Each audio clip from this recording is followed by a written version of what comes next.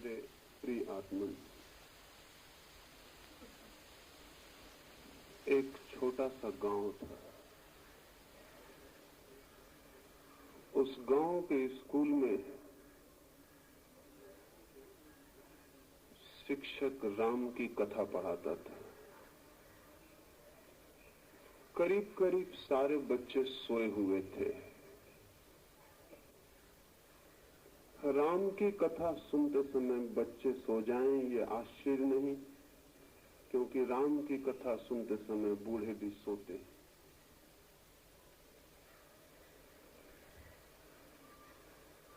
इतनी बार सुनी जा चुकी है जो बात, उसे जाग कर सुनने का कोई अर्थ भी नहीं रह जाता। बच्चे सोए थे और शिक्षक भी पढ़ा रहा था, लेकिन कोई भी उसे देखता तो कह सकता था वो भी सोया हुआ पढ़ाता है। उसे राम की कथा कंठस्थ थी। किताब सामने खुली थी, लेकिन किताब पढ़ने की उसे जरूरत न थी। उसे सब याद था, वो यंत्र की भांति कहे जाता था। शायद ही उसे पता हो कि वो क्या कह रहा है। तोतों को पता नहीं होता कि वो क्या कह रहे हैं। जिन्होंने शब्दों को कंठस्थ कर लिया है उन्हें भी पता नहीं होता कि वे क्या कह रहे हैं। और तभी अचानक एक सनसनी दौड़ गई कक्षा में। अचानक ही स्कूल का निरीक्षक आ गया था। वो कमरे के भीतर गया, बच्चे सजग होकर बैठ गए, शिक्षक भी सजग होकर पढ़ाने लगा। उस निरीक्षक ने कहा कि मैं कुछ प्रश्न पूछना चाहूंगा, और चूंकि राम की कथा पढ़ाई जाती है इसलिए राम से संबंधित ही कोई प्रश्न पूछूं। उसने बच्चों से एक सीधी सी बात पूछी। उसने पूछा कि शिव का धनुष किसने तोड़ा था। उसने सोचा कि बच्चों को तोड़फोड़ की बात बहुत याद रह जाती है, उन्हें जरूर याद होगा कि किसने शिव का धनुष तोड़ा था। लेकिन इसके पहले कि कोई बोले, एक बच्चे ने हाथ हिलाया और खड़े होकर कहा कि क्षमा करिए, मुझे पता नहीं कि किसने तोड़ा था। एक बात निश्चित है कि मैं 15 दिन से छुट्टी पर था, मैंने नहीं तोड़ा है। और इसके पहले कि मेरा कोई इल्जाम लग जाए, मैं पहले ही साफ कर देना चाहता हूं कि धनुष का मुझे कोई पता ही नहीं। क्योंकि जब भी इस स्कूल में कोई चीज टूटती है तो सबसे पहले मेरे ऊपर दोषारोपण आता है, इसलिए मैं निवेदन किए देता हूं। निरीक्षक तो हैरान रह गया। उसने सोचा भी नहीं था कि कोई ये उत्तर देगा। उसने शिक्षक की तरफ देखा। शिक्षक अपना बैत निकाल रहा था और उसने कहा कि जरूर इसी बदमाश ने तोड़ा होगा, इसकी हमेशा की आदत है। और अगर तूने नहीं तोड़ा था तो तूने खड़े होकर क्यों कहा कि मैंने नहीं तोड़ा है। और उसने इंस्पेक्टर से कहा, आप इसकी बातों में मत आए, ये लड़का शरारती, और स्कूल में 100 चीजें टूटे तो 99 यही तोड़ता है। तब तो वो निरीक्षक और हैरान हो गए। फिर उसने कुछ भी वहां कहना उचित ना समझा। वो सीधा प्रधान अध्यापक के पास जाकर उसने कहा कि ये घटना घटी। राम की कथा पढ़ाई जाती थी जिस कक्षा में, उसमें मैंने पूछा कि शिव का धनुष किसने तोड़ा था। तो एक बच्चे ने कहा कि मैंने नहीं तोड़ा, मैं 15 दिन से छुट्टी पर था। यहां तक भी गनीमत थी। लेकिन शिक्षक ने यह कहा कि जरूर इसने तोड़ा होगा, जब भी कोई चीज टूटती तो यही जिम्मेवार होता है। इसके संबंध में क्या किया जाए। उस प्रधान अध्यापक ने कहा, इस संबंध में एक ही बात की जा सकती है कि अब बात को आगे न बढ़ाया जाए, क्योंकि लड़कों से कुछ भी कहना खतरा मोल लेना है। किसी भी क्षण हड़ताल हो सकती है, अनशन हो सकता है। अब जिसने भी तोड़ा हो तोड़ा होगा।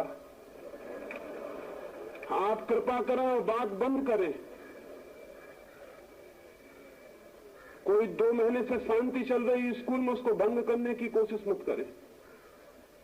न मालूम कितना फर्नीचर तोड़ डाला लड़कों ने। हम चुपचाप देखते रहते हैं। स्कूल की दीवारें टूट रही हैं, हम चुपचाप देखते रहते हैं, क्योंकि कुछ भी बोलना खतरनाक है। हड़ताल हो सकती है, अनशन हो सकती है। इसलिए चुपचाप देखने के सिवाय कोई मार्ग नहीं। वो इंस्पेक्टर तो अबाक, वो तो आंखें फाड़े रह गए। आप कुछ कहने का उपाय न था। वो वहां से सीधा स्कूल की जो शिक्षा समिति थी उसके अध्यक्ष के पास गया और उसने जाके कहा कि यह हालत है स्कूल की। राम की कथा पढ़ाई जाती है, वहां बच्चा कहता है कि मैंने शिव का धनुष नहीं तोड़ा। शिक्षक कहता है इसी ने तोड़ा होगा। प्रधान अध्यापक कहता है कि जिसने भी तोड़ा हो बात को रफा दफा कर दे, शांत कर दे, इसमें आगे बढ़ाना ठीक नहीं, हड़ताल हो सकती है। आप क्या कहते हैं? उस अध्यक्ष ने कहा कि ठीक ही कहता है प्रधान अध्यापक, किसी ने भी तोड़ा हो हम ठीक करवा देंगे समिति की तरफ से। आप फर्नीचर वाले के यहां भिजवा दें और ठीक करवा लें। इसकी चिंता करने की जरूरत नहीं कि किसने तोड़ा, सुधरवाने का उपाय होगा। आपको सुधरवाने की जरूरत है, और क्या करना है। वो स्कूल का इंस्पेक्टर मुझसे ये सारी बात कहता था और मुझसे पूछने लगा कि क्या स्थिति है ये। मैंने उससे कहा इसमें कुछ बड़ी स्थिति नहीं है, मनुष्य की एक सामान्य कमजोरी है, वही इस कहानी में प्रकट होती है। और वो कमजोरी क्या है? वो कमजोरी ये है कि जिस संबंध में हम कुछ भी नहीं जानते, उस संबंध में भी हम ऐसे ही घोषणा करना चाहते हैं कि हम जानते हैं। वे कोई भी कुछ नहीं जानते थे कि शिव का धनुष क्या है। क्या उचित ना होता कि वे कह देते कि हमें पता नहीं है कि शिव का धनुष क्या है? लेकिन अपना अज्ञान कोई भी स्वीकार नहीं करना चाहता। और मनुष्य जाति के इतिहास में इससे बड़ी कोई दुर्घटना नहीं घटी है कि हम अपना अज्ञान स्वीकार करने को राजी नहीं होते। जीवन के किसी भी प्रश्न के संबंध में कोई भी आदमी इतनी हिम्मत और साहस नहीं दिखा पाता कि मुझे पता नहीं है। ये कमजोरी बहुत घातक सिद्ध होती है, सारा जीवन व्यर्थ हो जाता है। और चूंकि हम ये मान के बैठ जाते हैं कि हम जानते हैं, इसलिए जो उत्तर हम देते हैं वो इतने ही मूर्खतापूर्ण होते हैं जितने उस स्कूल में दिए गए थे, बच्चे से लेकर अध्यक्ष तक। जिसका हमें पता नहीं है उसका उत्तर देने की कोशिश सिवाय मूर्खता के और कहीं भी नहीं ले जाएगी। फिर ये तो हो भी सकता है कि शिव का धनुष किसने तोड़ा या नहीं तोड़ा, इससे जीवन का कोई गहरा संबंध नहीं है। लेकिन जिन प्रश्नों के जीवन से बहुत गहरे संबंध हैं, जिनके आधार पर सारा जीवन सुंदर बनेगा या कुरूप हो जाएगा, स्वस्थ बनेगा या विक्षिप्त हो जाएगा, जिनके आधार पर जीवन की सारी गति और दिशा निर्भर है, उन प्रश्नों के संबंध में भी हम ये भाव दिखलाने की कोशिश करते हैं कि हम जानते हैं। और फिर जो हम जीवन में उत्तर देते हैं वो बता देते हैं कि हम कितना जानते हैं। एक एक आदमी की जिंदगी बता रही है कि हम जिंदगी के संबंध में कुछ भी नहीं जानते। अन्यथा इतनी असफलता, इतनी निराशा, इतना दुख, इतनी चिंता। यही बात मैं सेक्स के संबंध में भी आपसे कहना चाहता हूं कि हम कुछ भी नहीं जानते। आप बहुत हैरान होंगे। आप कहेंगे हम ये मान सकते हैं कि ईश्वर के संबंध में कुछ नहीं जानते, आत्मा के संबंध में कुछ नहीं जानते, लेकिन हम ये कैसे मान सकते हैं कि हम काम के, यौन के और सेक्स के संबंध में कुछ नहीं जानते? सबूत है, हमारे बच्चे पैदा हुए हैं, पत्नी है, हम सेक्स के संबंध में नहीं जानते। लेकिन मैं आपसे निवेदन करना चाहता हूं, ये बहुत कठिन पड़ेगा लेकिन इसे समझ लेना जरूरी है। आप सेक्स के अनुभव से गुजरे होंगे, लेकिन सेक्स के संबंध में आप उतना ही जानते हैं जितना छोटा से बच्चा जानता है, उससे ज्यादा कुछ भी नहीं जानते। अनुभव से गुजर जाना जान लेने के लिए पर्याप्त नहीं है।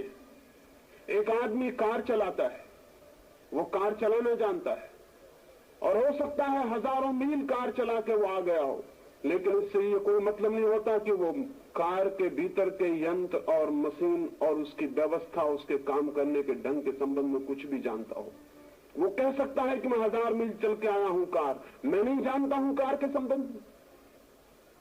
लेकिन कार चलाना एक ऊपरी बात है और कार की पूरी आंतरिक व्यवस्था को जानना बिल्कुल दूसरी बात है। एक आदमी बटन दबाता है और बिजली जल जाती है, वो आदमी ये कह सकता है कि मैं बिजली के संबंध में सब जानता हूं, क्योंकि मैं बटन दबाता हूं और बिजली जल जाती, बटन दबाता हूं बिजली बुझ जाती, मैंने 1000 दफे बिजली जलाई और बुझाई, इसलिए मैं बिजली के संबंध में सब जानता हूं। हम कहेंगे वो पागल। बटन दबाना और बिजली जला लेना और बुझा लेना बच्चे भी कर सकते हैं, इसके लिए बिजली के ज्ञान की कोई भी जरूरत नहीं। बच्चे कोई भी पैदा कर सकता है, सेक्स को जानने से इसका कोई संबंध नहीं। शादी कोई भी कर सकता है, पशु भी बच्चे पैदा कर रहे हैं, लेकिन वे सेक्स के संबंध में कुछ जानते हैं, इस भ्रम में पड़ने का कोई कारण नहीं। सच तो यह है कि सेक्स का कोई विज्ञान ही विकसित नहीं हो सका, सेक्स का कोई शास्त्र ठीक से विकसित नहीं हो सका, क्योंकि हर आदमी ये मानता है कि हम जानते हैं शास्त्र की जरूरत क्या है, विज्ञान की जरूरत क्या है। और मैं आपसे कहता हूं कि इससे बड़ी दुर्भाग्य की और कोई बात नहीं है, क्योंकि जिस दिन सेक्स का पूरा शास्त्र और पूरा विचार और पूरा विज्ञान विकसित होगा, उस दिन हम बिल्कुल नए तरह के आदमी को पैदा करने में समर्थ हो सकते हैं। फिर ये कुरूप और ये अपंग मनुष्यता पैदा करने की जरूरत नहीं, ये रुग्ण और रोते हुए और उदास आदमी पैदा करने की जरूरत नहीं, ये पाप और अपराध से भरे हुए संतति को जन्म देने की जरूरत नहीं। लेकिन हमें कुछ भी पता नहीं, हम सिर्फ बटन दबाना और बुझाना जानते हैं, और उसी से हमने समझ लिया है कि हम बिजली के जानकार हो गए। सेक्स के संबंध में पूरी जिंदगी बीत जाने के बाद भी आदमी इतना ही जानता है, बटन दबाना और बुझाना, इससे ज्यादा कुछ भी नहीं। लेकिन चूंकि ये भ्रम है कि हम सब जानते हैं, इसलिए इस संबंध में कोई शोध, कोई खोज, कोई विचार, कोई चिंतन का कोई उपाय नहीं। और इसी भ्रम के कारण कि हम सब जानते हैं, हम किसी से न कभी कोई बात करते हैं, न विचार करते हैं, न सोचते हैं, क्योंकि जब सभी को सब पता है तो जरूरत क्या है। और मैं आपसे कहना चाहता हूं कि जीवन में और जगत में सेक्स से बड़ा न कोई रहस्य है और न कोई गुप्त और गहरी बात है। अभी हमने अणु को खोज निकाला है। जिस दिन हम सेक्स के अणु को भी पूरी तरह जान सकेंगे, उस दिन मनुष्य जाति ज्ञान के बिल्कुल नए जगत में प्रविष्ट हो जाएगी। अभी हमने पदार्थ की थोड़ी बहुत खोजबीन की है और दुनिया कहां से कहां पहुंच गई। जिस दिन हम चेतना के जन्म की प्रक्रिया और कीमिया को समझ लेंगे, उस दिन हम मनुष्य को कहां से कहां पहुंचा देंगे, इसको आज कहना कठिन। लेकिन एक बात निश्चित कही जा सकती है कि काम की शक्ति और काम की प्रक्रिया जीवन और जगत में सर्वाधिक रहस्यपूर्ण, सर्वाधिक गहरी, सबसे ज्यादा मूल्यवान बात है, और उसके संबंध में हम बिल्कुल चुप हैं। जो सर्वाधिक मूल्यवान है उसके संबंध में कोई बात भी नहीं की जाती है। आदमी जीवन भर संभोग से गुजरता है और अंत तक भी नहीं जान पाता कि क्या था संभोग। तो जब मैंने पहले दिन आपसे कहा कि शून्य का, अहंकार शून्यता का, विचार शून्यता का अनुभव होगा, तो अनेक मित्रों को ये बात अनहोनी आश्चर्यजनक लगी। एक मित्र ने लौटते हुए मुझे कहा, ये तो हमें ख्याल में भी ना था, लेकिन ऐसा हुआ है। एक बहन ने आज मुझे आकर कहा, लेकिन मुझे तो इसका कोई अनुभव नहीं, आप कहते हो तो इतना मुझे ख्याल आता है कि मन थोड़ा शांत और मौन होता है, लेकिन मुझे अहंकार शून्यता का या किसी और गहरे अनुभव का कोई भी पता नहीं।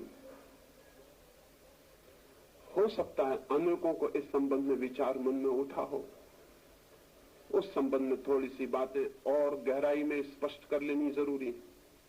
पहली बात, मनुष्य जन्म के साथ ही संभोग के पूरे विज्ञान को जानता हुआ पैदा नहीं होता है। शायद पृथ्वी पर बहुत थोड़े से लोग अनेक जीवन के अनुभव के बाद संभोग की पूरी कला और पूरा का पूरी विधि और पूरा शास्त्र जानने में समर्थ हो पाते, और यही वे लोग हैं जो ब्रह्मचर्य को उपलब्ध हो जाते हैं। क्योंकि जो व्यक्ति संभोग की पूरी बात को जानने में समर्थ हो जाता है, उसके लिए संभोग व्यर्थ हो जाता है, वो उसके पार निकल जाता, अतिक्रमण कर जाता। लेकिन इस संबंध में कुछ बहुत स्पष्ट बातें नहीं कही गई हैं। एक बात, पहली बात स्पष्ट कर लेनी जरूरी है, वो ये कि ये भ्रम छोड़ देना चाहिए कि हम पैदा हो गए हैं, इसलिए हमें पता है क्या है काम, क्या है संभोग। नहीं, पता नहीं। और नहीं पता होने के कारण जीवन पूरे समय काम और सेक्स में उलझा रहता है और व्यतीत होता है। मैंने आपसे कहा पशुओं का बंधा हुआ समय है, उनकी ऋतु है, उनका मौसम है। आदमी का कोई बंधा हुआ समय नहीं। क्यों? पशु शायद मनुष्य से ज्यादा संभोग की गहराई में उतरने में समर्थ है और मनुष्य उतना भी समर्थ नहीं रह गया है। जिन लोगों ने जीवन के इन तलों पर बहुत खोज की है और गहराइयों में गए हैं, और जिन लोगों ने जीवन के बहुत से अनुभव संग्रहित किए हैं, उनको ये जानना, ये सूत्र उपलब्ध हुआ है कि अगर संभोग 1 मिनट तक रुकेगा तो आदमी दूसरे दिन फिर संभोग के लिए लालायत हो जाएगा। अगर 3 मिनट तक रुक सके तो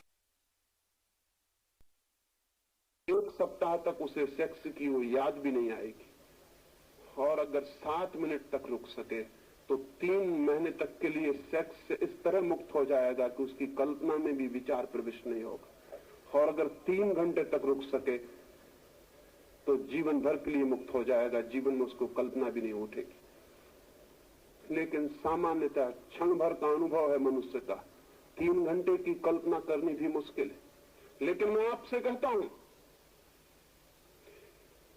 कि 3 घंटे अगर संभोग की स्थिति में, उस समाधि की दशा में व्यक्ति रुक जाए तो एक संभोग पूरे जीवन के लिए सेक्स से मुक्त करने के लिए पर्याप्त है। इतनी तृप्ति पीछे छोड़ जाता है, इतना अनुभव, इतना बोध छोड़ जाता है कि जीवन भर के लिए पर्याप्त हो जाता है। एक संभोग के बाद व्यक्ति ब्रह्मचर्य को उपलब्ध हो सकता है, लेकिन हम तो जीवन भर संभोग के बाद भी उपलब्ध नहीं होते। क्या है, बूढ़ा हो जाता है आदमी, मरने के करीब पहुंच जाता है और संभोग की कामना से मुक्त नहीं हो पाता। संभोग की कला और संभोग के शास्त्र को भी उसने समझा नहीं, और न कभी किसी ने समझाया है, न विचार किया है, न सोचा है, न बात की है। कोई संवाद भी नहीं हुआ जीवन में कि अनुभवी लोग उस पर संवाद करते और विचार करते। हम बिल्कुल पशुओं से भी बदतर हालत पर उस स्थिति में हैं। आप कहेंगे कि एक क्षण से 3 घंटे तक संभोग की दशा ठहर सकती, लेकिन कैसे? कुछ थोड़े से सूत्र आपको कहता हूं, उन्हें थोड़ा ख्याल में रखेंगे तो ब्रह्मचर्य की तरफ जाने में बड़ी यात्रा सरल हो जाएगी। संभोग करते क्षणों में श्वास जितनी तेज होगी, संभोग का काल उतना ही छोटा होगा। श्वास जितनी शांत और शिथिल होगी, संभोग का काल उतना ही लंबा हो जाएगा। अगर श्वास को बिल्कुल शिथिल रहने का थोड़ा सा अभ्यास किया जाए तो संभोग के क्षणों को कितना ही लंबा किया जा सकता है। और संभोग के क्षण जितने लंबे होंगे, उतने ही संभोग के भीतर से समाधि का जो सूत्र मैंने आपसे कहा है, निरअहंकार भाव, इगोलेसनेस और टाइमलेसनेस का अनुभव शुरू हो जाएगा। श्वास अत्यंत शिथिल होनी चाहिए।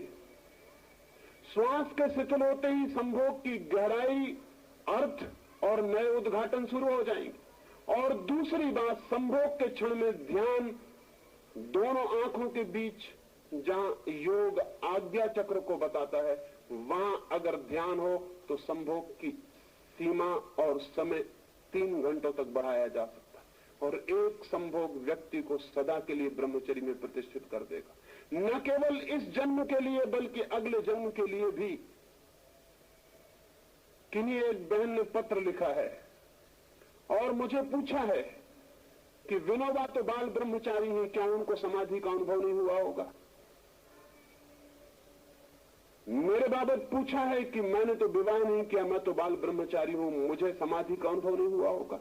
उन बहन को अगर वो यहां मौजूद हो तो मैं कहना चाहता हूं, विनोबा को या मुझे या किसी को भी बिना अनुभव के ब्रह्मचर्य उपलब्ध नहीं होता। वो अनुभव चाहे इस जन्म का हो, चाहे पिछले जन्म का हो। जो इस जन्म में ब्रह्मचर्य को उपलब्ध होता है, वो पिछले जन्मों के गहरे संभोग के अनुभव के आधार पर और किसी आधार पर नहीं।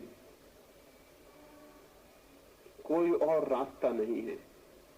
लेकिन अगर पिछले जन्म में किसी को गहरे संभोग की अनुभूति हुई हो तो इस जन्म के साथ ही वो सेक्स से मुक्त पैदा होगा। उसकी कल्पना के मार्ग पर सेक्स कभी भी खड़ा नहीं होगा। और उसे हैरानी होगी दूसरे लोगों को देखकर कि ये क्या बात है, लोग क्यों पागल हैं, क्यों दीवाने हैं। उसे कठिनाई होगी ये जांच करने में भी कि कौन स्त्री है कौन पुरुष है, इसका भी हिसाब रखने में और फैसला करने में कठिनाई होगी। लेकिन कोई अगर सोचता हो कि बिना गहरे अनुभव के कोई बाल ब्रह्मचारी हो सकता है तो बाल ब्रह्मचारी नहीं होगा, सिर्फ पागल हो जाएगा। जो लोग जबरदस्ती ब्रह्मचर्य थोपने की कोशिश करते हैं वो सिर्फ विक्षिप्त होते हैं और कहीं भी नहीं पहुंचते। ब्रह्मचर्य थोपा नहीं जाता, वो अनुभव की निष्पत्ति है, वो किसी गहरे अनुभव का फल है।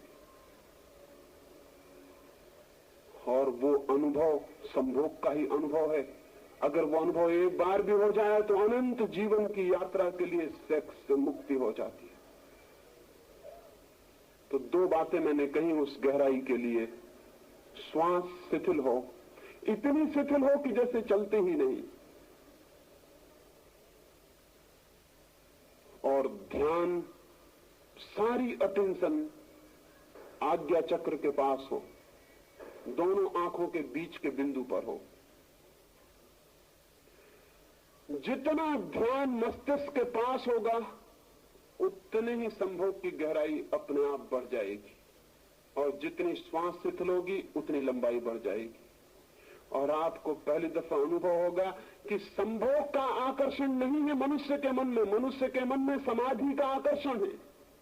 और एक बार उसकी झलक मिल जाए, एक बार बिजली चमक जाए और हमें दिखाई पड़ जाए अंधेरे में कि रास्ता क्या है, फिर हम रास्ते पर आगे निकल सकते हैं। एक आदमी एक गंदे घर में बैठा है, दीवारें अंधेरी हैं और धुएं से पुती हुई हैं, घर बदबू से भरा हुआ है, लेकिन खिड़की खोल सकता है। उस गंदे घर की खिड़की में खड़े होकर भी वो देख सकता है दूर आकाश को, तारों को, सूरज को, उड़ते हुए पक्षियों को। और तब उस घर के बाहर निकलने में कठिनाई न रह जाएगी। जिसे एक बार दिखाई पड़ गया कि बाहर निर्मल आकाश, सूरज, चांद है, तारे हैं, उड़ते हुए पक्षी हैं, हवाओं में झूमते हुए वृक्ष और फूलों की सुगंध है, मुक्ति है बाहर, वो फिर अंधेरी और धुएं से भरी हुई और सीलन और बदबू से भरी हुई कोठरियों में बैठने को राजी नहीं होगा, वो बाहर निकल जाएगा। जिस दिन आदमी को संभोग के भीतर समाधि का पहली थोड़ी सी भी अनुभूति होती है, उसी दिन सेक्स का गंदा मकान, सेक्स की दीवारें अंधेरे से भरी हुई व्यर्थ हो जाती हैं और आदमी बाहर निकल आता है। लेकिन ये जानना जरूरी है कि साधारणता हम उस मकान के भीतर पैदा होते हैं जिसकी दीवारें बंद हैं, जो अंधेरे से पुती हैं, जहां बदबू है, जहां दुर्गंध है।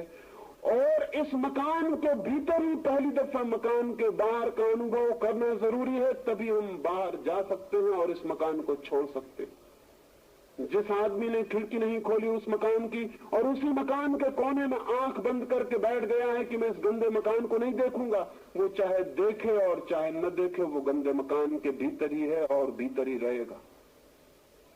जिनको आप ब्रह्मचारी कहते हैं, तथाकथित जबरदस्ती थोपे हुए ब्रह्मचारी, वो सेक्स के मकान के भीतर उतने ही है जितना कि कोई भी साधारण आदमी है। आंख बंद किए बैठे, आप आंख खोले बैठे, इतना ही फर्क है। जो आप आंख खोल के कर रहे हैं वो आंख बंद करके भीतर कर रहे हैं, जो आप शरीर से कर रहे हैं वो मन से कर रहे हैं, और कोई भी फर्क नहीं। इसलिए मैं कहता हूं कि संभोग के प्रति दुर्भाव छोड़ दें, समझने की चेष्टा, प्रयोग करने की चेष्टा, और संभोग को एक पवित्रता की स्थिति दें। मैंने 2 सूत्र कहे, तीसरी एक भाव दशा चाहिए। संभोग के पास जाते समय वैसी भाव दशा जैसे कोई मंदिर के पास जाता है, क्योंकि संभोग के क्षण में हम परमात्मा के निकटतम होते हैं। इसीलिए तो संभोग में परमात्मा सृजन का काम करता है और नए जीवन को जन्म देता है। हम क्रिएटर के निकटतम होते हैं। संभोग की अनुभूति में हम सृष्टा के निकटतम होते हैं। इसीलिए तो हम मार्ग बन जाते हैं और एक नया जीवन हमसे उतरता है और गतिमान हो जाता है। हम जन्मदाता बन जाते हैं। क्यों? सृष्टा के निकटतम है वो स्थिति। अगर हम पवित्रता से, प्रार्थना से सेक्स के पास जाएं तो हम परमात्मा की झलक को अनुभव कर सकते हैं। लेकिन हम तो सेक्स के पास एक घृणा, एक दुर्भाव, एक कंडेमनेशन के साथ जाते हैं। इसलिए एक दीवार खड़ी हो जाती है और परमात्मा का वहां कोई अनुभव नहीं हो पाता। सेक्स के पास ऐसे जाएं जैसे मंदिर के पास। पत्नी को ऐसा समझें जैसे कि वो प्रभु है, पति को ऐसे समझें जैसे कि वो परमात्मा है। और गंदगी में, क्रोध में, कठोरता में, द्वेष में, ईर्ष्या में, जलन में, चिंता के क्षणों में कभी भी सेक्स के पास न जाएं। होता उल्टा है। जितना आदमी चिंतित होता है, जितना परेशान होता है, जितना क्रोध से भरा होता है, जितना घबराया होता है, जितना एंग्विश में होता है, उतना ही ज्यादा वो सेक्स के पास जाता है। आनंदित आदमी सेक्स के पास नहीं जाता, दुखी आदमी सेक्स की तरफ जाता है, क्योंकि दुख को भुलाने के लिए उसको एक मौका दिखाई पड़ता है। लेकिन स्मरण रखें कि जब आप दुख में जाएंगे, चिंता में जाएंगे, उदास, हारे हुए, क्रोध में लड़े हुए जाएंगे, तब आप कभी भी सेक्स की उस गहरी अनुभूति को उपलब्ध नहीं कर पाएंगे जिसकी कि प्राणों में प्यास है। वो समाधि की झलक वहां नहीं मिलेगी।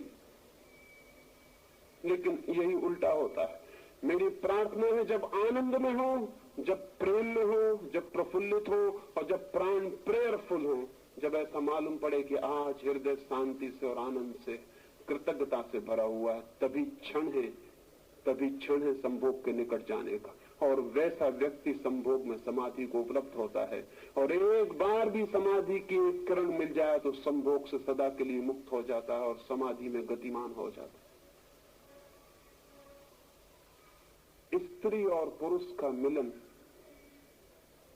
एक बहुत गहरा अर्थ रखता है। स्त्री और पुरुष के मिलन में पहली बार अहंकार टूटता है और हम किसी से मिलते हैं। मां के पेट से बच्चा निकलता है और दिन रात उसके प्राणों में एक ही बात लगी रहती है, जैसे कि हमने किसी वृक्ष को उखाड़ लिया जमीन से, तो उस पूरे वृक्ष के प्राण तड़पते हैं कि जमीन से कैसे वापस जुड़ जाए, क्योंकि जमीन से जुड़ा हुआ होकर ही उसे प्राण मिलता था, रस मिलता था, जीवन मिलता था, वाइटलिटी मिलती थी। जमीन से उखड़ गया तो उसकी सारी जड़ें चिल्लाएंगी कि मुझे जमीन में वापस भेज दो, उसका सारा प्राण चिल्लाएगा कि मुझे जमीन में वापस भेज दो। वो उखड़ गया, टूट गया, अपरूटेड हो गया। आदमी जैसे ही मां के पेट से बाहर निकलता अपरूटेड हो जाता है। वो सारे जीवन और जगत से एक अर्थ में टूट गया, अलग हो गया। अब उसकी सारी पुकार और सारे प्राणों की आकांक्षा जगत और जीवन और अस्तित्व से, एग्जिस्टेंस से वापस जुड़ जाने की है। उसी पुकार का नाम प्रेम की प्यास है। प्रेम का और अर्थ क्या है? हर आदमी चाह रहा है कि मैं प्रेम पाऊं और प्रेम करूं। प्रेम का मतलब क्या है? प्रेम का मतलब है कि मैं टूट गया हूं, आइसोलेट हो गया हूं, अलग हो गया हूं, मैं वापस जुड़ जाऊं जीवन से। लेकिन इस जुड़ने का गहरे से गहरा अनुभव मनुष्य को सेक्स के अनुभव में होता है, स्त्री और पुरुष को होता है। वो पहला अनुभव है जुड़ जाने का। और जो व्यक्ति इस जुड़ जाने के अनुभव को प्रेम की प्यास, जुड़ने की आकांक्षा के अर्थ में समझेगा, वो आदमी एक दूसरे अनुभव को भी शीघ्र उपलब्ध हो सकता है। योगी भी जुड़ता है, साधु भी जुड़ता है, संत भी जुड़ता है, समाधिस्थ व्यक्ति भी जुड़ता है, संभोगी व्यक्ति भी जुड़ता है। संभोग करने में दो व्यक्ति जुड़ते हैं, एक व्यक्ति दूसरे व्यक्ति से जुड़ता है और एक हो जाता है। समाधि में एक व्यक्ति समष्टि से जुड़ता है और एक हो जाता है। संभोग दो व्यक्तियों के बीच मिलन है, समाधि एक व्यक्ति और अनंत के बीच मिलन है। स्वभावतः दो व्यक्तियों का मिलन क्षण भर को हो सकता है। एक व्यक्ति और अनंत का मिलन अनंत के लिए हो सकता है। दोनों व्यक्ति सीमित हैं, उनका मिलन असीम नहीं हो सकता। यही पीड़ा है, यही कष्ट है सारे दाम्पत्य का, सारे प्रेम का, कि जिससे हम जुड़ना चाहते हैं उससे भी सदा के लिए नहीं जुड़ पाते। क्षण भर को जुड़ते हैं और फिर फासले हो जाते हैं। फासले पीड़ा देते हैं, फासले कष्ट देते हैं, और निरंतर दो प्रेमी इसी पीड़ा में परेशान रहते हैं कि फासला क्यों है। और हर चीज फिर धीरे धीरे ऐसी मालूम पड़ने लगती है कि दूसरा फासला बना रहा है, इसलिए दूसरे पर क्रोध पैदा होना शुरू हो जाता है। लेकिन जो जानते हैं वो ये कहेंगे, दो व्यक्ति अनिवार्यता दो अलग अलग व्यक्ति हैं, वो जबरदस्ती क्षण भर को मिल सकते हैं लेकिन सदा के लिए नहीं मिल सकते। यही प्रेमियों की पीड़ा और कष्ट है कि निरंतर एक संघर्ष खड़ा हो जाता है। जिसे प्रेम करते हैं उसी से संघर्ष खड़ा हो जाता है, उसी से तनाव, अशांति और द्वेष खड़ा हो जाता है, क्योंकि ऐसा प्रतीत होने लगता है जिससे मैं मिलना चाहता हूं शायद वो मिलने को तैयार नहीं, इसलिए मिलना पूरा नहीं हो पाता। लेकिन इसमें व्यक्तियों का कसूर नहीं है। दो व्यक्ति अनंतकालीन तल पर नहीं मिल सकते, एक क्षण के लिए मिल सकते हैं, क्योंकि व्यक्ति सीमित है, उनके मिलने का क्षण भी सीमित होगा। अगर अनंत मिलन चाहिए तो वो परमात्मा से हो सकता है, वो समस्त अस्तित्व से हो सकता है। जो लोग संभोग की गहराई में उतरते हैं उन्हें पता चलता है एक क्षण मिलने का इतना आनंद है तो अनंत काल के लिए मिल जाने का कितना आनंद होगा, उसका तो हिसाब लगाना मुश्किल है। एक क्षण के मिलन की इतनी अद्भुत प्रतीति है तो अनंत से मिल जाने की कितनी प्रतीति होगी, कैसी प्रतीति होगी। जैसे घर में दिया जल रहा हो और उस दिए से हम हिसाब लगाना चाहें कि सूरज की रोशनी में कितने दिए जल रहे हैं, हिसाब लगाना बहुत मुश्किल हो जाएगा। एक दिया बहुत छोटी बात है, सूरज बहुत बड़ी बात है। सूरज पृथ्वी से 60,000 गुना बड़ा है, 10 करोड़ मील दूर है, तब भी हमें तपाता है, तब भी हमें झुलसा देता है। उतने बड़े सूरज को एक छोटे से दिए से हम तौलने जाएं तो कैसे तौल सकेंगे। लेकिन नहीं, एक दिए से सूरज को तौला जा सकता है, क्योंकि दिया भी सीमित है और सूरज भी सीमित है। दिए में एक कैंडल का लाइट है तो अरबों खरबों कैंडल का लाइट होगा सूरज में, लेकिन सीमा आंकी जा सकती है, तौली जा सकती है। लेकिन संभोग में जो आनंद है और समाधि में जो आनंद है उसे फिर भी नहीं तौला जा सकता, क्योंकि संभोग अत्यंत क्षणिक दो क्षुद्र व्यक्तियों का मिलन है और समाधि बूंद का अनंत के सागर से मिल जाना है। उसे कोई भी नहीं तौला जा सकता, उसे तौलने का कोई भी उपाय नहीं है, उसे कोई मार्ग नहीं कि हम जांच लें कि वो कितना होगा। इसलिए जब वो उपलब्ध होता है, जब वो उपलब्ध हो जाता है तो फिर कहां सेक्स, फिर कहां संभोग, फिर कहां कामना। जब उतना आनंद मिल गया तब कोई कैसे सोचेगा, कैसे विचार करेगा उस क्षण भर के सुख को पाने के लिए। तब वो सुख दुख जैसा प्रतीत होता है, तब वो सुख पागलपन जैसा प्रतीत होता है, तब वो सुख शक्ति का अपव्यय प्रतीत होता है और ब्रह्मचर्य सहज फलित हो जाता है। लेकिन संभोग और समाधि के बीच एक सेतु है, एक ब्रिज है, एक यात्रा है, एक मार्ग है। समाधि जिसका अंतिम छोर है आकाश में जाकर, संभोग उस सीढ़ी का पहला सोपान है, पहला पाया है। और जो इस पाए के ही विरोध में हो जाते हैं वो आगे नहीं बढ़ पाते, ये मैं आपसे कह देना चाहता हूं। जो इस पहले पाए को इंकार करने लगते हैं वे दूसरे पाए पर पैर नहीं रख सकते हैं, मैं आपसे ये कह देना चाहता हूं। इस पहले पाए पर भी अनुभव से, ज्ञान से, बोध से पैर रखना जरूरी है। इसलिए नहीं कि हम उसी पर रुके रह जाएं, बल्कि इसलिए कि हम उस पर पैर रख के आगे निकल जा सके।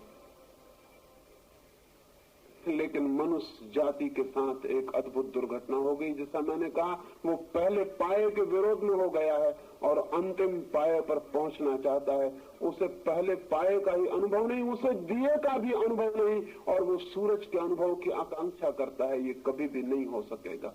जो दिया मिला है प्रकृति की तरफ से, पहले उस दिए की रोशनी को समझ लेना जरूरी है। पहले उस दिए की हल्की सी रोशनी को जो क्षण भर में जीती है और बुझ जाती है, जरा सा हवा का झोंका जिसे मिटा देता है, उस रोशनी को भी जान लेना जरूरी है, ताकि सूरज की आकांक्षा की जा सके, ताकि सूरज तक पहुंचने के लिए कदम उठाया जा सके, ताकि सूरज की प्यास, असंतोष, आकांक्षा और अभीप्सा भीतर पैदा हो सके। संगीत के छोटे से अनुभव से उस परम संगीत की तरफ जाया जा सकता है। प्रकाश के छोटे से अनुभव से अनंत प्रकाश की तरफ जाया जा सकता है। एक बूंद को जान लेना पूरे सागर को जान लेने के लिए पहला कदम है। एक छोटे से अणु को जानकर हम पदार्थ की सारी शक्ति को जान लेते। संभोग का एक छोटा सा अणु है जो प्रकृति की तरफ से मनुष्य को मुफ्त में मिला हुआ है, लेकिन हम उसे जान नहीं पाते। आंख बंद करके जी लेते हैं किसी तरह, पीठ फेर के जी लेते हैं किसी तरह। उसकी स्वीकृति नहीं हमारे मन में, स्वीकार नहीं हमारे मन में। आनंद और अहोभाव से उसे जानने और जीने और उसमें प्रवेश करने की कोई विधि नहीं हमारे हाथ में। मैंने जैसा आपसे कहा, जिस दिन आदमी इस विधि को जान पाएगा, उस दिन हम दूसरे तरह के मनुष्य को पैदा करने में समर्थ हो जाएंगे। मैं संदर्भ में आपसे ये कहना चाहता हूं कि स्त्री और पुरुष दो निगेटिव पोल्स हैं विद्युत के, पॉजिटिव और निगेटिव, विधायक और नकारात्मक दो छोर हैं। उन दोनों के मिलन से एक संगीत पैदा होता है, विद्युत का पूरा चक्र पैदा होता है। मैं आपसे ये भी कहना चाहता हूं कि जैसा मैंने कहा कि अगर गहराई और देर तक संभोग फिर रह जाए तो दो जोड़ा, स्त्री और पुरुष का एक जोड़ा, अगर आधा घंटे के पार तक संभोग में रह जाए तो दोनों के पास प्रकाश का एक वलय, दोनों के पास प्रकाश का एक घेरा निर्मित हो जाता है। दोनों की विद्युत जब पूरी तरह मिलती है तो आसपास अंधेरे में भी एक रोशनी दिखाई पड़ने लगती है। कुछ अद्भुत खोजियों ने उस दिशा में काम किया है और फोटोग्राफ भी लिए। जिस जोड़े को इस विद्युत का अनुभव उपलब्ध हो जाता है, वो जोड़ा सदा के लिए संभोग के बाहर हो जाता है। लेकिन ये हमारा अनुभव नहीं है, और ये बातें अजीब लगेंगी कि तो हमारे अनुभव में नहीं है ये बात। अगर अनुभव में नहीं है तो उसका मतलब है कि आप फिर से सोचें, फिर से देखें और जिंदगी को, कम से कम सेक्स की जिंदगी को काखा गा से फिर से शुरू करें। समझने के लिए, बोधपूर्वक जीने के लिए। मेरी अपनी अनुभूति यह है, मेरा अपनी धारणा यह है कि महावीर या बुद्ध या क्राइस्ट और कृष्ण आकस्मिक रूप से पैदा नहीं हो जाते हैं। ये उन दो व्यक्तियों के परिपूर्ण मिलन का परिणाम है। मिलन जितना गहरा होगा, जो संतति पैदा होगी वो उतनी ही अद्भुत होगी। मिलन जितना अधूरा होगा, जो संतति पैदा होगी वो उतनी ही कचरा और दलित होगी। आज सारी दुनिया में मनुष्यता का स्तर रोज नीचे चला जा रहा है। लोग कहते हैं कि नीति बिगड़ गई इसलिए स्तर नीचे जा रहा है। लोग कहते हैं कि कलयुग आ गया इसलिए स्तर नीचे जा रहा है। गलत, बेकार की और फिजूल की बातें कहते हैं। सिर्फ एक फर्क पड़ा है, मनुष्य के संभोग का स्तर नीचे उतर गया है। मनुष्य के संभोग ने पवित्रता खो दी, मनुष्य के संभोग ने वैज्ञानिकता खो दी, सरलता और प्राकृतिकता खो दी। मनुष्य का संभोग जबरदस्ती एक नाइटमेयर, एक दुखद स्वप्न जैसा हो गया। मनुष्य के संभोग ने एक हिंसात्मक स्थिति ले ली है। वो एक प्रेमपूर्ण कृत्य नहीं है, वो एक पवित्र और शांत कृत्य नहीं है, वो एक ध्यानपूर्ण कृत्य नहीं है। इसलिए मनुष्य नीचे उतरता चला जाएगा। एक कलाकार कुछ चीज बनाता हो, कोई मूर्ति बनाता हो और कलाकार नशे में हो, तो आप आशा करते हैं कोई सुंदर मूर्ति बन पाएगी। एक नृत्यकार नाच रहा हो, क्रोध से भरा हो, अशांत हो, चिंतित हो, तो आप आशा करते हैं कि नृत्य सुंदर हो सकेगा।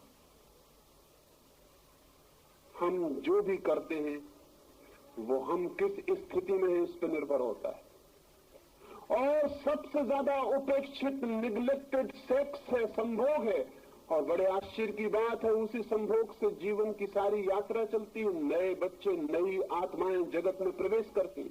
शायद आपको पता ना हो, संभोग एक सिचुएशन है जिसमें एक आकाश में उड़ती हुई आत्मा अपने योग्य स्थिति को समझ के प्रविष्ट होती है। आप सिर्फ एक अवसर पैदा करते हैं। आप बच्चे के जन्मदाता नहीं है, सिर्फ एक अवसर पैदा करते हैं।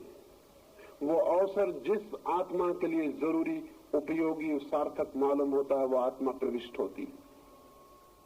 अगर आपने एक रुग्ण अवसर पैदा किया है, अगर आपने क्रोध में, दुख में, पीड़ा में और चिंता में आप हैं, तो जो आत्मा अवतरित होगी वो आत्मा इसी तल की हो सकती, इससे ऊंचे तल की नहीं हो सकती। श्रेष्ठ आत्माओं के पुकार के लिए श्रेष्ठ संभोग का अवसर और सुविधा चाहिए, तो श्रेष्ठ आत्माएं जन्मती हैं और जीवन ऊपर उठता है। इसलिए मैंने कहा कि जिस दिन आदमी संभोग के पूरे शास्त्र में निष्णात होगा, जिस दिन हम छोटे छोटे बच्चों से लेकर सारे जगत को उस कला और विज्ञान के संबंध में सारी बात कह सकेंगे और समझा सकेंगे, उस दिन हम बिल्कुल नए मनुष्य को, जिसे नीचे सुपरमैन कहता था, जिसे अरविंद अतिमानव कहते थे, जिसको महान आत्मा कहा जा सके, वैसा बच्चा, वैसी संतति, वैसा जगत निर्मित किया जा सकता है। और जब तक हम ऐसा जगत निर्मित नहीं कर लेते हैं, तब तक न शांति हो सकती है विश्व में, न युद्ध रुक सकते हैं, न घृणा रुकेगी, न अनीति रुकेगी, न दुश्चरित्रता रुकेगी, न व्यभिचार रुकेगा, न जीवन का यह अंधकार रुकेगा। लाख राजनीतिक चिल्लाते रहे, मत फिक्र करें, 5 मिनट के पानी गिरने से कोई फर्क नहीं पड़ेगा। बंद कर ले छाते, क्योंकि दूसरे लोगों के पास छाते नहीं है। ये बहुत अधार्मिक होगा कि कुछ लोग छाता खोल लें, उसे बंद कर लें। सबके पास छाते होते तो ठीक था, और लोगों के पास नहीं, और आप खोल के बैठेंगे तो कैसा बेहुदा होगा, कैसा असंस्कृत होगा।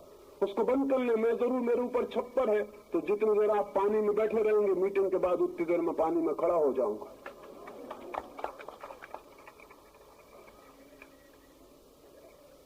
नहीं मिटेंगे युद्ध, नहीं मिटेगी अशांति, नहीं मिटेगी हिंसा, नहीं मिटेगी ईर्षा।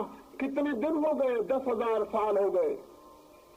मनुष्य जाति के पैगंबर, तीर्थंकर, अवतार समझा रहे हैं कि मत लड़ो, मत करो हिंसा, मत करो क्रोध, लेकिन किसी ने कभी नहीं सुना। जिन्होंने हमें समझाया कि मत करो हिंसा, मत करो क्रोध, उनको हमने सूली पर लटका दिया। ये उनकी शिक्षा का फल हुआ।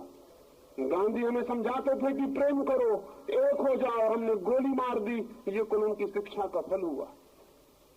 दुनिया के सारे मनुष्य, सारे महापुरुष हार गए हैं, ये समझ लेना चाहिए, असफल हो चुके हैं। आज तक की कोई भी मूल्य जीत नहीं सका, सब मूल्य हार गए, सब मूल्य असफल हो गए। बड़े से बड़े पुकारने वाले लोग, भले से भले लोग भी हार गए और समाप्त हो गए। और आदमी रोज अंधेरे और नरक में जब चला जाता रहा है। क्या उससे ये पता नहीं चलता कि हमारी शिक्षाओं में कहीं कोई बुनियादी भूल है?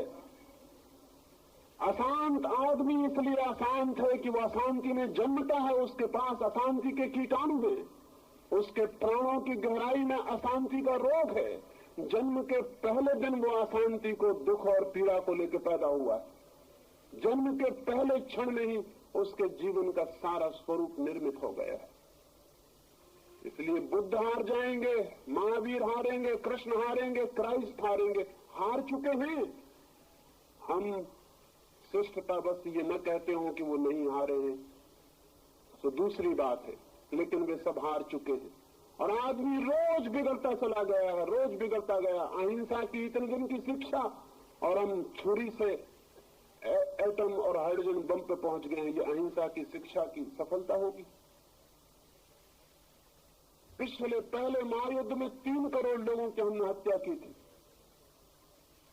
और उसके बाद शांति और प्रेम की बातें करने के बाद दूसरे महायुद्ध में हमने 7.5 करोड़ लोगों की हत्या की। और उसके बाद भी चिल्ला रहे हैं, बर्ट्रैंड रसेल से लेकर विनोबा तक सारे लोग कि शांति चाहिए, शांति चाहिए। और हम तीसरे महायुद्ध की तैयारी कर रहे हैं। और तीसरा महायुद्ध दूसरे महायुद्ध का बच्चों को खेल बना देगा। आइंस्टीन से किसी ने पूछा था कि तीसरे महायुद्ध में क्या होगा। आइंस्टीन ने कहा कि तीसरे के बाबत कुछ भी नहीं कहा जा सकता, लेकिन चौथे के संबंध में मैं कुछ कह सकता हूं। पूछने वालों ने कहा आश्चर्य, आप तीसरे के संबंध में नहीं कह सकते तो चौथे के संबंध में क्या कहेंगे। आइंस्टीन ने कहा चौथे के संबंध में एक बात निश्चित है कि चौथा महायुद्ध कभी नहीं होगा, क्योंकि तीसरे के बाद किसी आदमी के बचने की कोई उम्मीद नहीं। ये मनुष्य की सारी नैतिक और धार्मिक शिक्षा का फल है। मैं आपसे कहना चाहता हूं इसकी बुनियादी वजह दूसरी है। जब तक हम मनुष्य के संभोग को सुव्यवस्थित, मनुष्य के संभोग को आध्यात्मिक, जब तक हम मनुष्य के संभोग को समाधि का द्वार बनाने में सफल नहीं होते, तब तक अच्छी मनुष्यता पैदा नहीं हो सकती है। रोज बदतर से बदतर मनुष्यता पैदा होगी, क्योंकि आज के बदतर बच्चे कल संभोग करेंगे और अपने से बदतर लोगों को जन्म दे जाएंगे। हर पीढ़ी नीचे उतरती चली जाएगी, ये बिल्कुल ही निश्चित है। इसकी प्रोफेसी की जा सकती है, इसकी भविष्यवाणी की जा सकती है। और अब तुम उस जगह पहुंच गए हैं कि शायद और पतन की गुंजाइश नहीं है। करीब करीब सारी दुनिया एक मैड हाउस, एक पागलखाना हो गई। अमेरिका के मनोवैज्ञानिकों ने हिसाब लगाया है कि न्यूयॉर्क जैसे नगर में केवल 18% लोग मानसिक रूप से स्वस्थ कहे जा सकते हैं। 18% लोग मानसिक रूप से स्वस्थ हैं, तो 82% लोगों की क्या हालत है। 82% लोग करीब करीब विक्षिप्त होने की हालत में। आप कभी अपने संबंध में कोने में बैठ के विचार करना, तो आपको पता चलेगा कि पागलपन कितना है भीतर। किसी तरह दबाए हैं पागलपन को, किसी तरह संभल के चले जा रहे हैं, वो बात दूसरी। जरा सा कोई धक्का दे दे और कोई भी आदमी पागल हो सकता है। ये संभावना है कि 100 वर्ष के भीतर सारी मनुष्यता एक पागल घर बन जाए, सारे लोग करीब करीब पागल हो जाएं। फिर हमें एक फायदा होगा कि पागलों के इलाज की कोई जरूरत न रहेगी।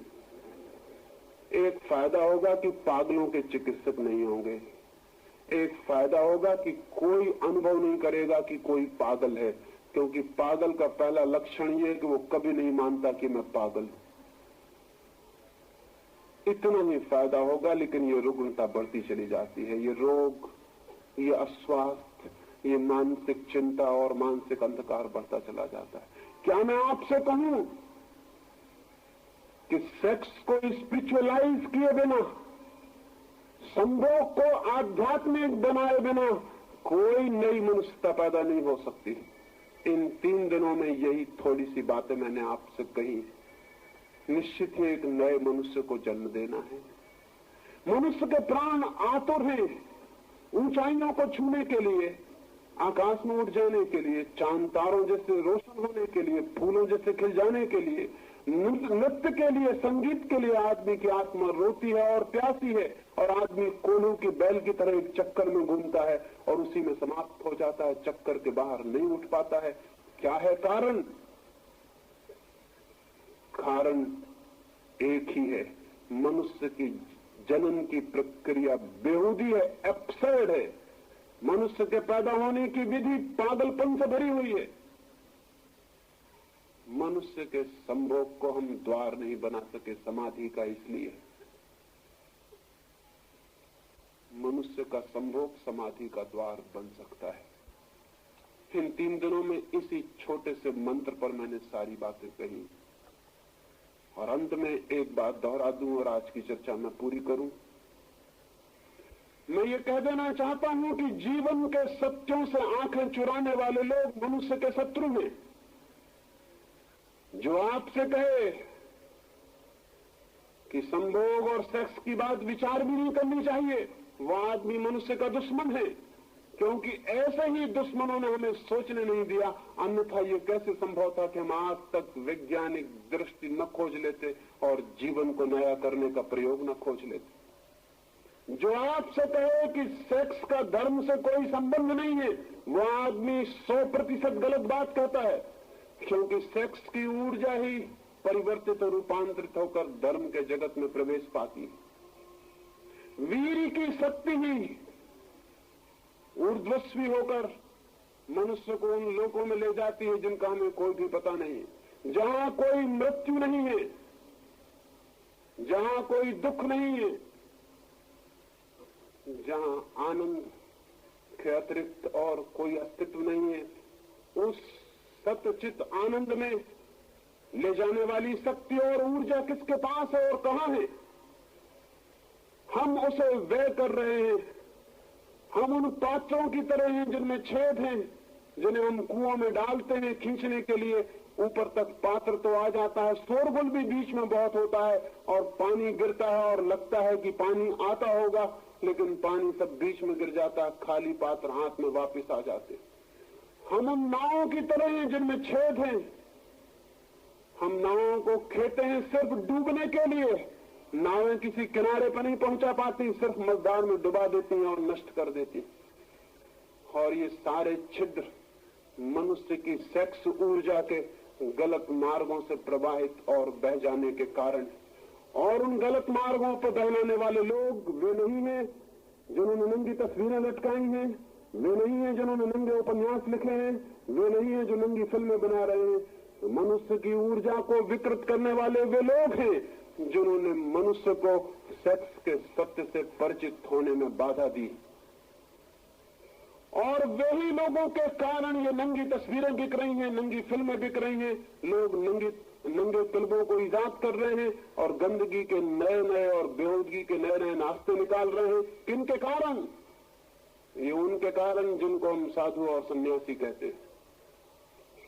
उनने इनके बाजार का रास्ता तैयार किया है। अगर गौर से हम देखें तो वो इनके विज्ञापन दाता हैं, वो इनके एजेंट हैं। एक छोटी सी कहानी में अपनी बात पूरी कर दूंगा। एक पुरोहित जा रहा था अपने चर्च की तरफ। दूर था गांव, भागा हुआ चला जा रहा था। तभी उसे पास की खाई में जंगल में एक आदमी पड़ा हुआ दिखाई पड़ा, घावों से भरा हुआ, खून बह रहा है, छुरी उसकी छाती में छिदी है। पुरोहित को ख्याल आया कि चलूं मैं इसे उठा लूं, लेकिन उसने देखा कि चर्च पहुंचने में देर हो जाएगी और वहां उसे व्याख्यान देना और लोगों को समझाना। आज वो प्रेम के संबंध में ही समझाने जाता था। आज उसने विषय चुना था लव इज गॉड, क्राइस्ट के वचन को चुना था कि ईश्वर परमात्मा प्रेम है। वो यही समझाने जा रहा था। वो उसी का हिसाब लगाता हुआ भागा जा रहा है, लेकिन उस आदमी ने आंखें खोली, उसने चिल्लाया कि पुरोहित, मुझे पता है कि तू प्रेम पर बोलने जा रहा है, मैं भी आज सुनने आने वाला था, लेकिन दुष्टों ने मुझे छुरी मार के यहां पटक दिया। लेकिन याद रख, अगर मैं जिंदा रह गया तो गांव भर में खबर कर दूंगा कि आदमी मर रहा था और यह आदमी प्रेम का व्याख्यान देने चला गया। देख, आगे मत बढ़। इससे पुरोहित को थोड़ा डर लगा, क्योंकि अगर ये आदमी जिंदा रह जाए और गांव में खबर कर दे तो लोग कहेंगे कि प्रेम का व्याख्यान बड़ा झूठा था, आपने इस आदमी की फिक्र न की जो मरता था। तो मजबूरी में उसे नीचे उतर के उसके पास जाना पड़ा। वहां जाकर उसका चेहरा देखा तो वो बहुत घबराया। चेहरा तो पहचाना हुआ सा मालूम पड़ता। उसने कहा, ऐसा मालूम होता है मैंने तुम्हें कहीं देखा है। और उस मरणासन्न आदमी ने कहा, जरूर देखा होगा, मैं शैतान हूं और पादरियों से अपना पुराना नाता है। तुमने नहीं देखा होगा तो किसने मुझे देखा हो? तब उसे ख्याल आया कि वो तो शैतान है, चर्च में उसकी तस्वीर लटकी हुई। उसने अपने हाथ अलग कर लिए और कहा कि मर जा, शैतान को तो हम चाहते हैं कि वो मरी जाए। अच्छा हुआ कि तू मर जा, मैं तुझे बचाने का क्यों उपाय करूं? मैंने तेरा खून भी छीन लिया, ये भी पाप हुआ, मैं जाता हूं। वो शैतान जोर से हंसा। उसने कहा, याद रखना, जिस दिन मैं मर जाऊंगा उस दिन तुम्हारा धंधा भी मर जाएगा। मेरे बिना तुम जिंदा नहीं रह सकते। मैं हूं इसलिए तुम जिंदा हो, मैं तुम्हारे धंधे का आधार हूं। मुझे बचाने की कोशिश करो, नहीं तो जिस दिन शैतान मर जाएगा उसी दिन पुरोहित, पंडा, पुजारी सब मर जाएगा, क्योंकि दुनिया अच्छी हो जाएगी। पंडे, पुजारी, पुरोहित की कोई जरूरत नहीं रह जाएगी। पुरोहित ने सोचा और घबराया कि तो बहुत बेसिक, बहुत बुनियादी बात कह रहा है वो आज। उसने उसे तत्काल कंधे पर उठा लिया और कहा, प्यारे शैतान, घबराओ मत, मैं ले चलता हूँ अस्पताल, तुम्हारा इलाज करवाऊंगा, तुम जल्दी ही ठीक हो जाओगे। लेकिन देखो, मर मत जाना। तुम ठीक कहते हो, तुम मर गए तो हम बिल्कुल बेकार हो जाने वाले। हमें ख्याल भी नहीं आ सकता कि पुरोहित के धंधे के पीछे शैतान है। हमें यह भी ख्याल नहीं आ सकता कि शैतान के धंधे के पीछे पुरोहित है। कि जो शैतान का धंधा चल रहा है, सेक्स का शोषण चल रहा है सारी दुनिया में, हर चीज के पीछे सेक्स का शोषण चल रहा है। हमें ख्याल भी नहीं आ सकता कि पुरोहित का हाथ है इसके पीछे। पुरोहित ने जितनी निंदा की है, सेक्स उतना आकर्षक हो गया है। पुरुष ने जितने दमन के लिए कहा है, आदमी उतना भोग में गिर गया है। पुरोहित ने जितना इंकार किया कि सेक्स के संबंध में सोचना ही मत, सेक्स उतनी अनजान पहेली हो गई और हम उसके संबंध में कुछ भी करने में असमर्थ हो गए। नहीं, ज्ञान चाहिए, ज्ञान शक्ति है और सेक्स का ज्ञान बड़ी शक्ति बन सकता है। अज्ञान में जीना हितकर नहीं है और सेक्स के अज्ञान में जीना तो बिल्कुल हितकर नहीं है। ये भी हो सकता है कि हम न जाएं चांद पर, कोई जरूरत नहीं है चांद पर जाने की। चांद को जान लेने से कोई मनुष्य जाति का बहुत हित नहीं हो जाएगा। ये भी जरूरी नहीं है कि हम पैसिफिक सागर की गहराइयों में उतरे 5 मील जहां की सूरज की रोशनी भी नहीं पहुंचती। उसको जान लेने से भी मनुष्य जाति का कोई बहुत परम मंगल हो जाने वाला नहीं। ये भी जरूरी नहीं है कि हम एटम को तोड़ें और पहचानें, लेकिन एक बात बिल्कुल जरूरी है, सबसे ज्यादा जरूरी, अल्टीमेट कंसर्न की है, और वो ये है कि हम मनुष्य के सेक्स को ठीक से जान लें और समझ लें ताकि नए मनुष्य को जन्म देने में सफल हो सके। ये थोड़ी सी बातें 3 दिन में मैंने आपसे कही।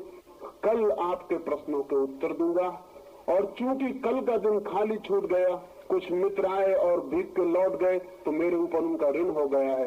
तो कल मैं 2 घंटे उत्तर दे दूंगा ताकि आपको कोई अड़चन और तकलीफ न हो।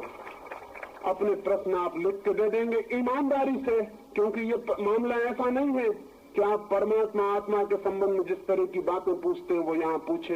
ये मामला जिंदगी का है और सीधे और सच्चे अगर आपने प्रश्न पूछे तो हम इन विषयों की और गहराई में भी उतरने में समर्थ हो सकते हैं। मेरी बातों को इतने प्रेम से सुना उसके लिए अनुग्रहित हूँ और अंत में